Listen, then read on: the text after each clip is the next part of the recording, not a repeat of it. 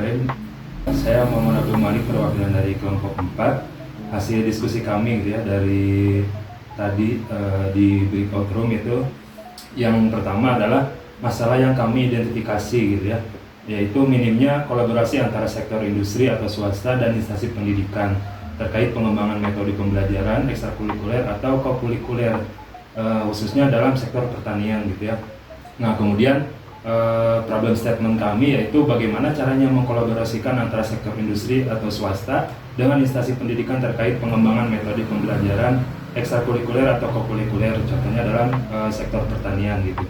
Nah, ini diambil contoh sektor pertanian karena saya sendiri memang praktisi gitu ya di bidang pertanian, dan permasalahan ini berdasarkan hasil diskusi kami dan temuan saya gitu di lapangan bahwa memang sangat minim sekali kolaborasi antara perusahaan dan juga instansi pendidikan khususnya di bidang pertanian. Dan terkait solusi dan juga rencana implementasi ini sebenarnya bukan hanya dalam sektor pertanian saja gitu, ini bisa sekali diterapkan dalam sektor-sektor yang lainnya gitu. Nah, ini kami ambil sampel saja untuk dalam sektor pertanian seperti itu.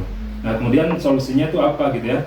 Yang pertama adalah mengkolaborasikan gitu antara sektor pendidikan dan stakeholder terkait untuk mengimplementasikannya gitu ya, dan juga harus ada kebijakan daerah atau perda atau perbuk untuk mendukung program inovasi pengembangan kurikulum yang spesifik seperti itu.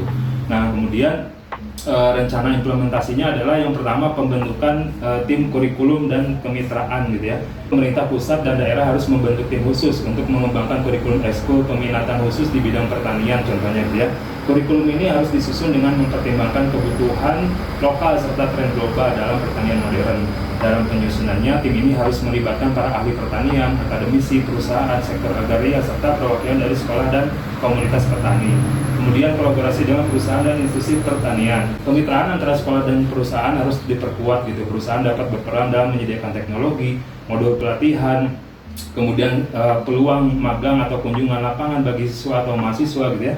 Institusi pertanian seperti Badan Penelitian dan Pengembangan Pertanian atau Balitbangtan juga dapat dilibatkan untuk menyediakan pengetahuan tentang teknologi pertanian yang berkelanjutan. Model kolaboratif ini akan menciptakan sinergi nanti antara dunia pendidikan dan juga industri.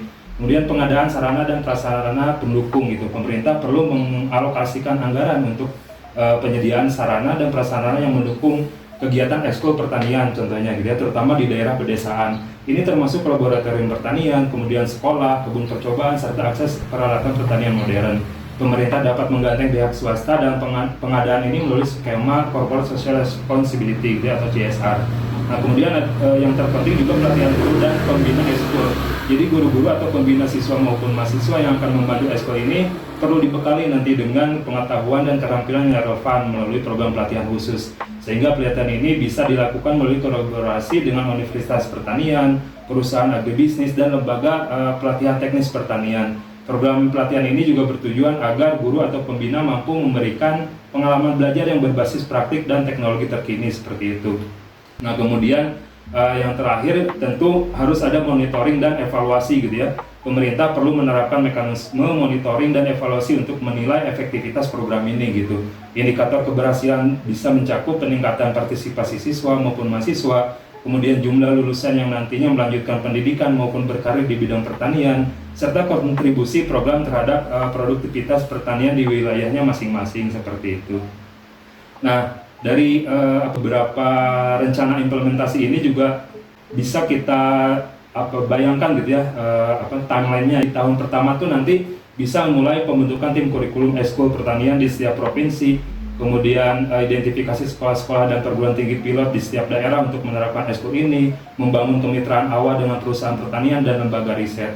Kemudian di tahun kedua mungkin nanti bisa mulai penyusunan dan peluncuran kurikulum ekskul secara regional gitu ya, kemudian pelatihan guru dan pembimbingan ekskul di sekolah-sekolah dan perguruan tinggi pilot, kemudian pengadaan fasilitas dasar di sekolah-sekolah dan perguruan tinggi yang sudah terpilih gitu.